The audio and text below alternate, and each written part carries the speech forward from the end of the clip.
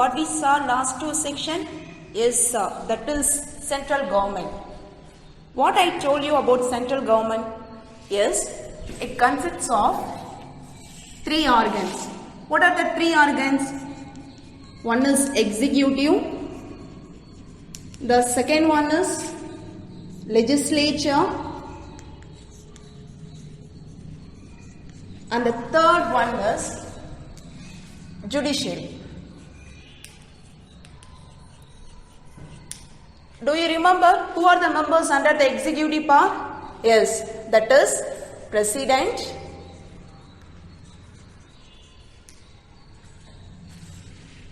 next vice president,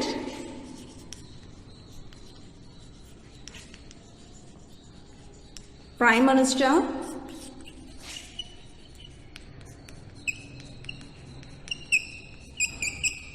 at last council of ministers.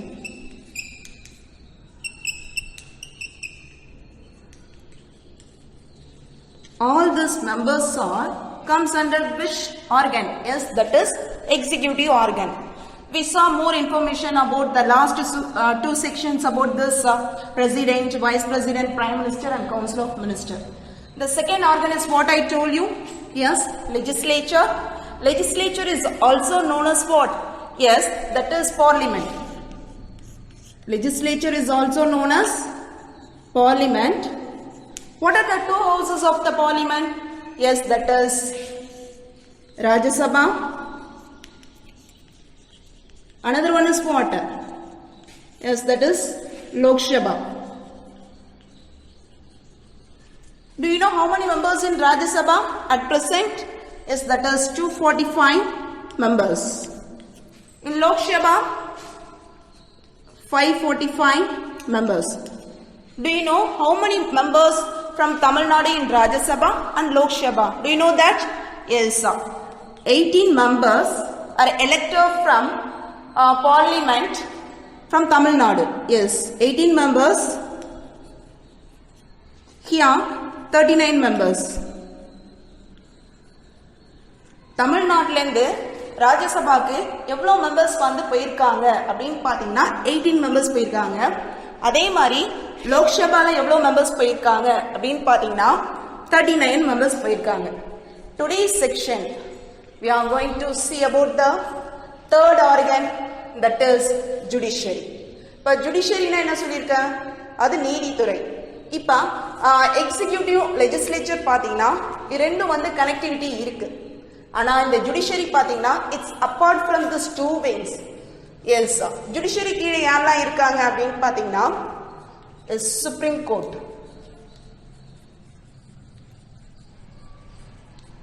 Next chief justice. Chief justice mean தலைமை நீதிபதி. Then 27 judges. அப்ப supreme court ஓவராலா பாத்தீங்கன்னா எவ்வளவு ஜட்ஜஸ் இருப்பாங்க அப்படின்னு பாத்தீங்கன்னா 28 ஜட்ஜஸ் இருப்பாங்க, including hmm? Yes, chief justice. Chief justice சேர்த்து எவ்வளவு ஜட்ஜஸ் இருப்பாங்க சுப்ரீம் கோர்ட்ல? Yes, 28 judges. Do you understand this clearly? Today's section we are going to see about this judiciary part. Yes, sir. What does mean by judiciary? Judiciary பாத்தீங்கன்னா it is the guardian of our constitution. இப்ப இந்த whole constitutionக்கு, இந்த whole governmentக்கு பாதுகாவலான இருக்கிறது எது அப்படின்னு பாத்தீங்கன்னா நம்மளோட judiciary. Yes, it is the guardian of constitution. Guardian mean what? பாதுகாவலன். And then what is the important role? இதனோட முக்கியமான பங்கு என்ன அப்படின்னு பாத்தீங்கன்னா it protecting the rights and freedom of the citizen. ஒவ்வொரு குடிமகனோட உரிமையும் அவங்களோட சுதந்திரத்தையும் பாதுகாக்கிறது யாரோட வேலை? ஜுடிஷியரியோட முக்கியமான role. Is it protecting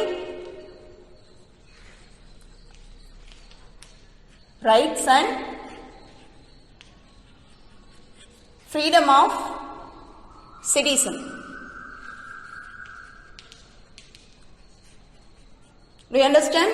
Yes, the judiciary is called the guardian of the constitution and it protecting the rights and freedom of the citizen. Next, Supreme Court. Do you know where is Supreme Court in India? Yes, it is in New Delhi. Supreme Court எங்க இருக்கு? Yes, it is in New Delhi. It is the uppermost court in our country. ரொம்ப உயர்ந்த court எது நம்மளோட இந்தியால அப்படின்னு பாத்தீங்கன்னா supreme court. So it is uppermost court. Uppermost court in India. Do you know when it was inaugurated? Inaugurate mean what? அது எப்ப தொடங்கப்பட்டதுன்னு தெரியுமா? Yes, in 1950. In 1950 it was inaugurated. That time how many judges in Supreme Court? In 1950 ல எவ்வளவு judges இருந்தாங்க? Yes, totally 8 judges. இப்ப 8 judgesல சொல்லும்போது including one chief justice. Including one chief justice. When in 1950 Supreme Courtல பாத்தீங்கன்னா எவ்வளவு judges இருந்தாங்க? 8 judges இருக்காங்க. யாரையும் சேர்த்து எஸ் one chief justice சேர்த்து 8 judges இருந்தாங்க. Do you know at present how many judges in Supreme Court? I told you know already. Yes, 28 judges including whom? One chief justice. At current, do you know who is our chief justice? Yes, current chief justice is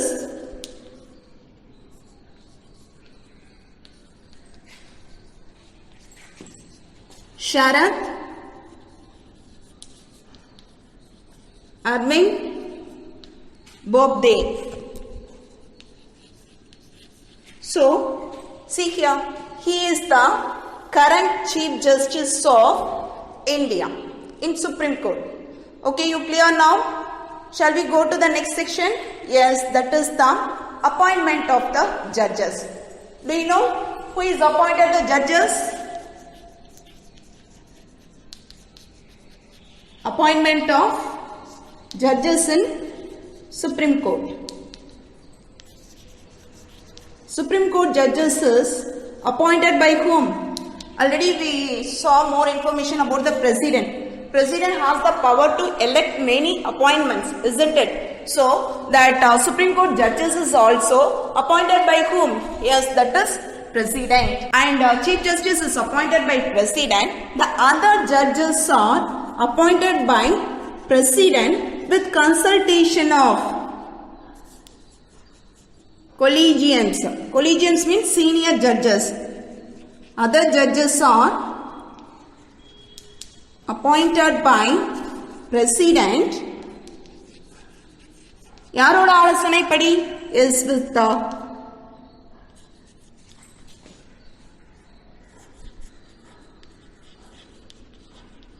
consultants of collegiums. Collegiums means senior judges. With Chief Justice head. அதுக்கு யார் வந்து தலைமை தாங்குறா அப்படின்னு பாத்தீங்கன்னா Chief Justice தான் வந்து ஹெட்டா இருக்காங்க. யார் அப்பாயிண்ட் பண்ணறதுக்கு? மத்த ஜட்ஜஸ் அப்பாயிண்ட் பண்ணறதுக்கு யாரோட ஆலோசனைப்படி அப்பாயிண்ட் பண்றாங்க அப்படின்னு பாத்தீங்கன்னா இந்த collegians. Collegians mean senior judges. So இவங்களோட ஆலோசனைப்படி தான் மத்த ஜட்ஜஸ் சுப்ரீம் கோர்ட்ல அப்பாயிண்ட் பண்றாங்க. We understand about the appointment of judges. Next, qualification. Already we saw now so many qualification for president, prime minister, vice president. Like that, what are the qualification for the judges? Yes, chief justice க்கு என்ன qualification இருக்கணும் பாத்தீங்கன்னா at least he must work in at least 10 years. He should work in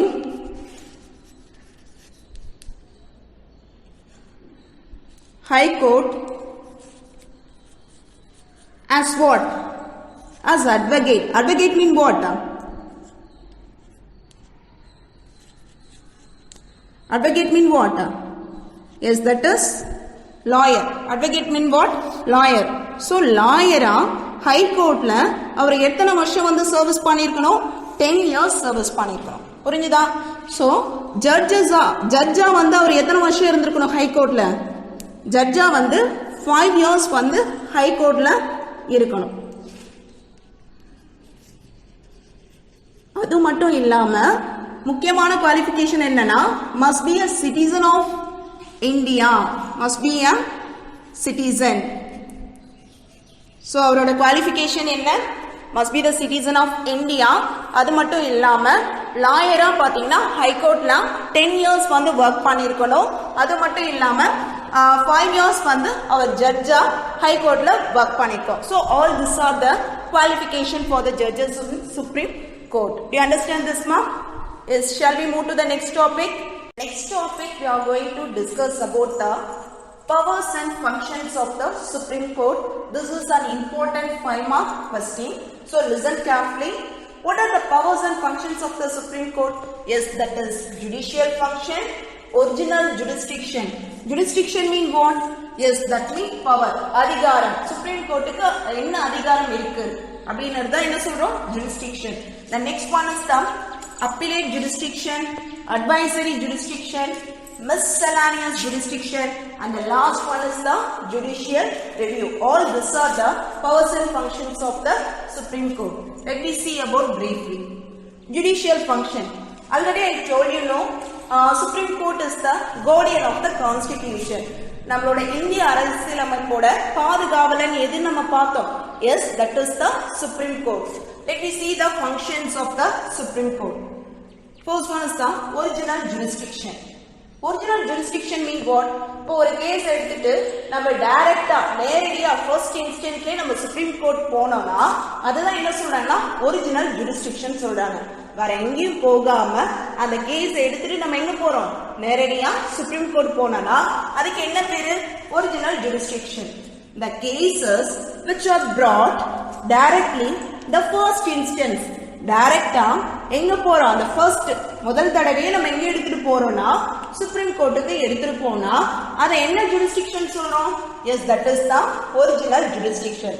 so எந்த மாதிரியான கேசஸ்லாம் original ஜுரிஸ்டிக்ஷன்ல வரும் அப்படின்னு பாத்தீங்கன்னா dispute between the government of India and 1 or more states. For example பாத்தீங்கன்னா இப்போ சென்ட்ரல் கவர்மெண்ட்டுக்கும் இப்போ தமிழ்நாட்டுக்கும் ஏதோ ஒரு பணம் கொடுக்கறதுல வாங்குறதுல ஏதாவது பிரச்சனை ஏற்பட்டது. ஸோ அந்த மாதிரி கேஸா நம்ம டைரக்டா எங்க எடுத்துட்டு போலாம்? Yes, to the supreme court. Dispute mean what? பிரச்சனை. ஸோ யார் யாருக்கும்? கவர்மெண்ட் ஆஃப் இந்தியாவுக்கும் இல்லாட்டி 1 or more ஸ்டேட்ஸ் இவங்களுக்குள்ள ஏதாவது டிஸ்பியூட் பிரச்சனை ஏற்பட்டுச்சுன்னா, எந்த மாதிரியான பிரச்சனை? பணம் வாங்குறது கொடுக்கறது எந்த மாதிரியான பிரச்சனை ஏற்பட்டுச்சுன்னா அந்த கேஸை எடுத்துட்டு நம்ம எங்க போலாம்? டைரக்டா சுப்ரீம் கோர்ட்டுக்கு எடுத்துட்டு போகும்போது அது என்ன ஜுரிஸ்டிக்ஷன் சொல்றாங்க? Yes, that is the original jurisdiction. The next one is the dispute between 2 or more states. இப்போ பாத்தீங்கன்னா ஃபார் எக்ஸாம்பிள் பாத்தீங்கன்னா கேரளாவுக்கும் தமிழ்நாடுக்கும் பாத்தீங்கன்னா டேம். ஸோ டேம் பிரச்சனை வருது இல்லையா? ஸோ அந்த மாதிரி பிரச்சனையும் நம்ம எங்க எடுத்துட்டு போலாம்? சுப்ரீம் கோர்ட்டுக்கு எடுத்துட்டு போறோம், டைரக்டா கொண்டு போறோம் இல்லையா? அப்ப அது என்ன jurisdiction? Yes, that is the original jurisdiction. Next one பாத்தீங்கன்னா the case involving fundamental rights. Fundamental ரைட்ஸ்னா உனக்கு தெரியும், அடிப்படை உரிமைகள் இருக்கு இல்லையா? எத்தனை இருக்கு? there are the 7. ஃபர்ஸ்ட் வந்து எத்தனை இருந்தது? 7. அல்ல ரைட் டு ப்ராப்பர்ட்டி மட்டும்தான் என்ன கிடையாது, ஃபண்டமெண்டல் ரைட்ஸ் லிஸ்ட்ல இருந்து உன்னை எடுத்துட்டாங்க. ஸோ now at present எத்தனை ஃபண்டமெண்டல் ரைட்ஸ் இருக்கு அப்படின்னு பாத்தீங்கன்னா there are the 6 fundamental rights. So இப்போ எந்த மாதிரியான கேஸ் ஃபண்டமெண்டல் ரைட்ஸ் அடிப்படை உரிமை வந்து கிடைக்காத பட்சத்துல ஸோ அந்த மாதிரி கேசஸும் நம்ம எங்க எடுத்துட்டு போகலாம்? நேரடியா எஸ், சுப்ரீம் கோர்ட்டுக்கு எடுத்துட்டு போகலாம். ஸோ அப்போ அதுவும் எந்த ஜுரிஸ்டிக்ஷன்ல வரும்? Yes, it is comes under the original jurisdiction. புரிஞ்சுதா? ஏதோ ஒரு கேஸ நம்ம நேரடியா வேற எங்கேயும் போகாம சுப்ரீம் கோர்ட்டுக்கு ஃபர்ஸ்ட் டைம்ல நம்ம எடுத்து போறோம் இல்லையா? சோ அததான் நம்ம என்ன சொல்றோம்னா ஒரிஜினல் ஜுரிஸ்டிக்ஷன் சொன்னோம். எக்ஸாம்பிள் என்ன பார்த்தோம்? Dispute between the government of India and 1 or more states. Next one dispute between the 2 or more states. அடுத்தது பாத்தீங்கன்னா the cases involving the fundamental rights. So the writs mean what? Order. Writs mean what? Order, ஆணை. issued by the Supreme Court. So இந்த order வந்து யார் வந்து issue பண்றா அப்படின்னு பாத்தீங்கன்னா சுப்ரீம் கோர்ட் வந்து இஷ்யூ பண்றாங்க for the enforcementல நடைமுறைப்படுத்தல் அமலாக்கம் செய்யறது ஓகேவா of the fundamental rights. So எத்தனை ரிட்ஸ் இருக்கு? there are the 5 writs. what are they? see here, habeas corpus, second one is the mandamus, third one is the prohibition, fourth one is the certiorari. How to pronounce this word? certiorari. Certiorari. Next one is the quo warranto. இத பாத்தீங்கன்னா இத பத்தி first லெசன்ல இருக்கு, civics first லெசன்ல பிரீஃபா கொடுத்திருக்காங்க. let me see about that. what is mean by habeas corpus? இது எல்லாமே நான் என்ன சொன்னேன்? 5 writs னு சொன்னேன். இந்த ஆர்டர் வந்து யார் இஷ்யூ பண்ணாங்கன்னு சொன்னேன்? சுப்ரீம் கோர்ட் வந்து இஷ்யூ பண்ணாங்கன்னு சொன்னேன். எப்ப இஷ்யூ பண்ணுவாங்க? ஃபண்டமெண்டல் ரைட்ஸ்ல ஏதாவது பிரச்சனை இருக்கும்போது இப்ப இந்த 5 writsல அவங்க இஷ்யூ பண்ணுவாங்கன்னு சொன்னேன் இல்லையா? habeas corpus mean what mean? that is the illegal arrest. for example பாத்தீங்கன்னா இப்போ ஒரு போலீஸ் வந்து எந்த ஒரு வாரண்ட் இல்லாம ஒரு பர்சனை வந்து அரெஸ்ட் பண்றாங்கன்னு வச்சுக்கோ. அவங்கள வந்து போலீஸ் ஸ்டேஷன்லயும் வைக்கல, கோர்ட்லயும் வந்து அவங்கள ப்ரொடியூஸ் பண்ணல, அவர் மேல வந்து எஃப்ஐஆர் போடல. அப்படின்ற பட்சத்துல அந்த பர்சனை காணும்னு சொல்லிட்டு பப்ளிக்கோ இல்லாட்டி அவரோட ரிலேட்டிவோ இந்த habeas corpus என்ற இந்த மனுவை வந்து போய் கோர்ட்ல என்ன பண்ணலாம்? தாக்கல் பண்ணலாம். தாக்கல் பண்ணும்பொழுது அப்ப வந்து ஜட்ஜ் என்ன பண்ணுவாங்க? போலீஸ்க்கு ஆர்டர் பண்ணுவாங்க. என்ன ஆர்டர் பண்ணுவாங்க அப்படின்னு பாத்தீங்கன்னா within the 24 hours அந்த பர்சனை வந்து கண்டுபிடிக்கணும் அப்படின்னு வந்து யார் வந்து கொடுக்குறாங்க? எஸ், கோர்ட் வந்து யாருக்கு வந்து சொல்றாங்க? Police. so that is called a habeas corpus. இல்லீகலா அரெஸ்ட் பண்ணும்போது, சட்டத்துக்கு புறம்பா அரெஸ்ட் பண்ணும்போது நம்ம என்ன தாக்கல் பண்ணலாம்? habeas corpus என்ற ஆர்டர் ரிட்ட வந்து நம்ம கோர்ட்ல வந்து ப்ரொடியூஸ் பண்ணலாம். Next one is the mandamus. mandamus எதுக்கு அப்படின்னு பாத்தீங்கன்னா it is order for the officialism. இப்ப பாத்தீங்கன்னா ஃபார் எக்ஸாம்பிள் பாத்தீங்கன்னா தாசில்தார். இப்ப தாசில்தார் பாத்தீங்கன்னா நிறைய பெட்டிஷனர் வரும். சோ அந்த பெட்டிஷன் வந்து அவர் பார்க்காம அவரோட வேலையை வந்து அவர் ஒழுங்கா செய்யல, அரசு அதிகாரியா இருந்து அவரோட வேலையை வந்து ஒழுங்கா செய்யாத பட்சத்துல அவர் மேல நம்ம என்ன பண்ணலாம்? நம்ம வந்து மனு தாக்கல் பண்ணலாம். சோ அந்த மனுக்கு என்ன பேரு? that is called the mandamus. எப்ப that is mean order for official, அவரோட வேலையை வந்து ஒழுங்கா செய்யாத பட்சத்துல நம்ம வந்து கோர்ட்ல வந்து என்ன இது தாக்கல் பண்ணலாம் அப்படின்னு பாத்தீங்கன்னா mandamus என்ற ஆர்டரை நம்ம தாக்கல் பண்ணலாம். நெக்ஸ்ட் ஒன், இப்ப பாத்தீங்கன்னா இது எல்லாருக்குமே செல்லுமா அப்படின்னு பாத்தீங்கன்னா நம்ம ஃபார் எக்ஸாம்பிள் பாத்தீங்கன்னா பிரசிடென்ட்டுக்கு வந்து நம்ம இது தாக்கல் பண்ண முடியாது, சீஃப் ஜஸ்டிஸ்க்கு பண்ண முடியாது. சோ இவங்களாம் வந்து நம்ம என்ன பண்ண முடியும்? அவங்களோட வேலையை வந்து செய்யல அப்படின்னு நம்ம வந்து எதுவும் சொல்ல முடியாது. ஓகேவா? Next one is the prohibition. prohibition mean prohibited the enquiry. For example பாத்தீங்கன்னா ஒரு லோக்கல் கோர்ட்லயோ ஒரு சபார்டினேட் கோர்ட்லயோ இப்போ வந்து நம்ம வந்து கேஸ் கொடுக்குறோம். இப்போ அவங்க கேஸ் வந்து சரியா டீல் பண்ணல, இப்போ அவங்க கொடுத்தது வந்து சரியா இல்லாத பட்சத்துல அந்த லோக்கல் கோர்ட்டுக்கும் மேல இருக்கக்கூடிய கோர்ட், அதுக்கு மேல இருக்கக்கூடிய பவர்ஃபுல் கோர்ட்டுக்கு நம்ம என்ன பண்றோம்? மறுபடியும் நம்ம என்ன பண்றோம்? மனு தாக்கல் பண்ணணும். இந்த லோக்கல் கோர்ட்ல வந்து எங்களுக்கு சரியா வந்து விசாரிக்கல, கேசஸ் வந்து ஒழுங்கா போகல அப்படின்ற பட்சத்துல நம்ம என்ன தாக்கல் பண்ணலாம்? ப்ராகிபிஷன். சோ இத போய் தாக்கல் பண்ணும்போது அப்ப அந்த ஹைகோர்ட்ல என்ன பண்ணுவாங்க? அந்த கேஸ வந்து லோக்கல் கோர்ட்ல கேன்சல் பண்ணிடுவாங்க, இத ஸ்டாப் பண்ணிடுவாங்க. புரியுதா? Prohibition mean what? லோக்கல் கோர்ட்ல இல்ல சபார்டினேட் கோர்ட்லயோ நம்ம ஒரு கேஸ் வந்து தாக்கல் பண்றோம், பண்ணும்போது அவங்க சரியா விசாரிக்காத பட்சத்துல நம்ம என்ன பண்ணுவோம்? சரியில்லை, அவங்க ஒழுங்கா நடத்தல அப்படின்னுட்டு இந்த ப்ராகிபிஷன் என்ற ஆர்டரை வந்து அதுக்கு மேல இருக்கக்கூடிய கோர்ட்ல சப்மிட் பண்ணும்போது அந்த கோர்ட் வந்து இந்த சபார்டினேட் கோர்ட்டுக்கு இந்த கேஸை விசாரிக்காதீங்க, இனிமே நாங்க பாத்துக்கிறோம் அப்படின்னு சொல்லிட்டு இந்த ப்ராகிபிஷன் ஆர்டர் வந்து அனுப்புவாங்க. புரிஞ்சுதா? Shall we go to the next one? Yes, that is the certiorari. இப்ப பாத்தீங்கன்னா இந்த ரெண்டு ஆர்டருமே more or less சேம் தான். அதே மாதிரி தான் இங்க வந்து தீர்ப்பு கொடுக்கறதுக்கு முன்னாடியே அந்த இதை வந்து கேஸ வந்து கேன்சல் பண்ணிடுவாங்க. இங்க certiorari பாத்தீங்கன்னா லோக்கல் கோர்ட்ல வந்து தீர்ப்பு கொடுத்தாலும் அந்த டாக்குமெண்ட்ஸ் என்ன பண்ணுவாங்க? கலெக்ட் பண்ணி ஹை கோர்ட்ல என்ன பண்ணுவாங்க? அந்த தீர்ப்பை கேன்சல் பண்ணுவாங்க. சரியா நடக்காத பட்சத்துல நீங்க என்ன விசாரிச்சீங்க, என்ன டாக்குமெண்ட் கலெக்ட் பண்ணீங்க அப்படின்னு ஹைகோர்ட்ல லோக்கல் கோர்ட்டுக்கு ஆர்டர் பண்ணுவாங்க. அப்ப லோக்கல் கோர்ட்ல இருந்து என்ன பண்ணணும்? சர்டிபிகேட் டாக்குமெண்ட்ஸ் எல்லாத்தையுமே ஹைகோர்ட்டுக்கு ப்ரொடியூஸ் பண்ணணும். ப்ரொடியூஸ் பண்ண தீர்ப்பு வழங்கினாலும் அவங்க என்ன பண்ணுவாங்க? அந்த கேஸை கேன்சல் பண்ணதுக்கு வாய்ப்பு இருக்கு. Next one is the quo warranto. co-warrantor mean verify the qualification.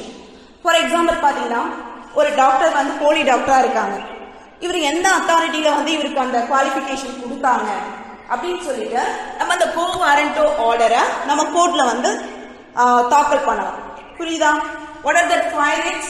Yes, that is the habeas corpus. That means illegal arrest. Second one mean what? That is the mandamus. That mean what? That is order for official. அவங்களோட வேலையை ஒழுங்கா செய்யாத பட்சத்துல நம்ம இந்த இதை வந்து தாக்கல் பண்ணலாம். Next one is the prohibition. To prohibit the inquiry. Inquiry பண்ணத stop பண்ணதுக்கு தான் வந்து என்ன order? That is the prohibition. Next one is the certiorari. That means they are asking the certificate and a document from local court. Next one is the co-warrantor to verify the qualification. Do you understand the findings, ma? Yes. Next one is the appellate jurisdiction.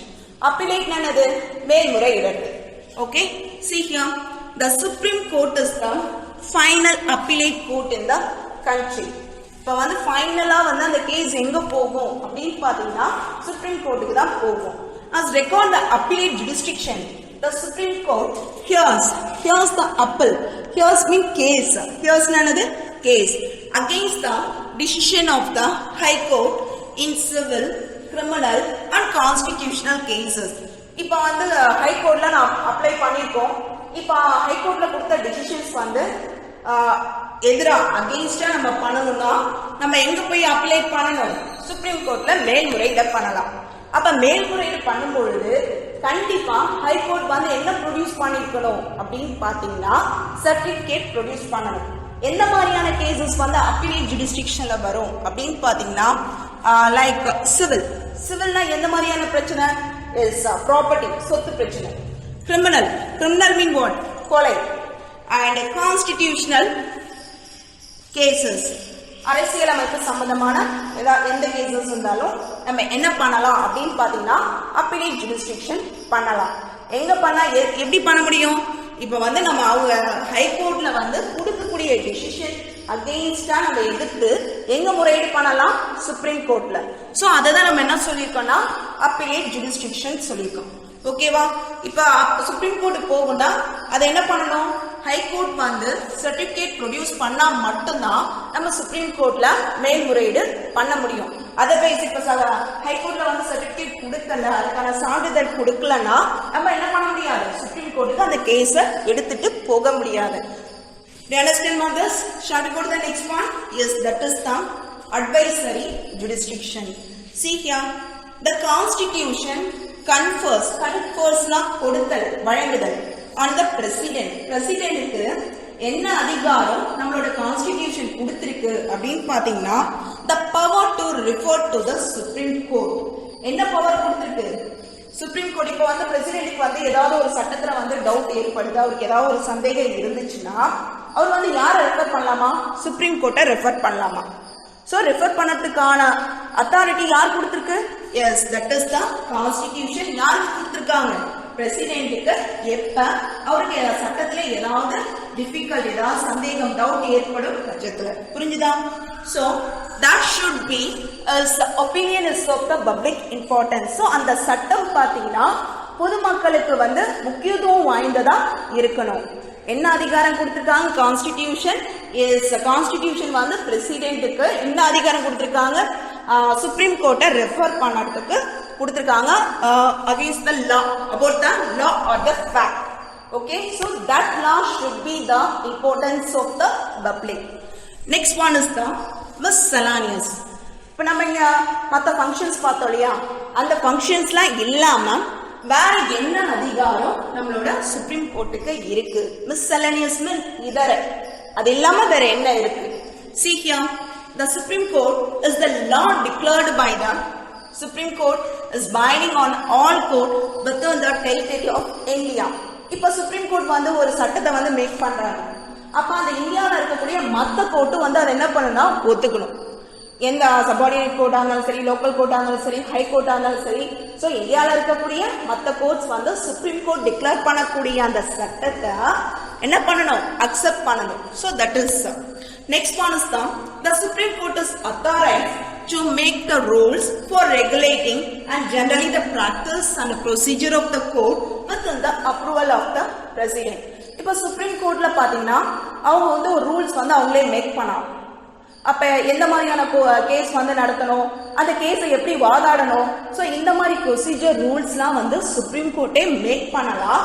Make பண்ணதுக்கு முன்னாடி அந்த supreme court யார்கிட்ட permission வாங்கணும்? Yes, that is obviously from approval of the president. புரியுதாது? So இப்போ supreme court வந்து அவங்களே வந்து கேஸை டீல் பண்ணதுக்கு, ப்ரொசீஜர் மேக் பண்ணதுக்கு, ரூல்ஸ் மேக் பண்ணதுக்கு அவங்களுக்கு பெர்மிஷன் இருக்கு. சோ அதுக்கு முன்னாடி அவங்க யார்கிட்ட பெர்மிஷன் வாங்கணும்? எஸ், பிரசிடென்ட் கிட்ட அப்ரூவல் வாங்கணும். The next one is the Supreme Court has a complete control over its own establishment. இப்போ வந்து சுப்ரீம் கோர்ட் மேல முழு கண்ட்ரோல் யாருக்கு இருக்கு அப்படின்னு பாத்தீங்கன்னா நம்மளோட சுப்ரீம் கோர்ட். தட் மீன் இப்போ அவங்களோட வேலையில வேற எந்த கோர்ட்டும் தலையிட முடியாது. சுப்ரீம் கோர்ட் மட்டும்தான் அந்த சுப்ரீம் கோர்ட்டை பார்த்துக்கக்கூடிய அதிகாரம் இருக்கு. Do you understand this? The last one is the judicial review. Review na maru aayu. See here, the power of the judiciary to declare a law as unconstitutional. Unconstitutional na அரசியல் அமைப்புக்கு எதிரா is known as the judicial review. இப்போ வந்து ஏதோ ஒரு சட்டம் வந்து parliament, already I told you know, இப்போ வந்து எந்த ஒரு சட்டமா இருந்தாலும் யார் வந்து மேக் பண்ணுவாங்கன்னு சொன்னா பார்லிமெண்ட்ல இருக்கக்கூடிய மெம்பர்ஸ் இல்லையா? சோ அந்த சட்டத்தை அன்கான்ஸ்டிடியூஷனல் அப்படி டிக்ளேர் பண்ணதுக்கு யாருக்கு அதிகாரம் இருக்கு? Yes, that is judiciary. ஜுடிஷியரிக்கு தான் என்ன இருக்கு? அந்த லா வந்து அன்கான்ஸ்டிடியூஷனல், சட்டத்துக்கு புறம்பானது அப்படின்னு டிக்ளேர் பண்ணக்கூடிய அதிகாரம் இவங்களுக்கு தான் இருக்கு. சோ இந்த பவர் வந்து யாருக்கு இருக்கு அப்படின்னு பாத்தீங்கன்னா Supreme Court. So the Supreme Court enjoy this power. Do you understand? Let me see about one more time about all the functions. See here, judicial function, original jurisdiction, and what are the five writs, and then advisory jurisdiction, miscellaneous jurisdiction, and the last final one is the judicial review. I hope you can understand my class. Yes, thank you all. Be safe at home. Take care.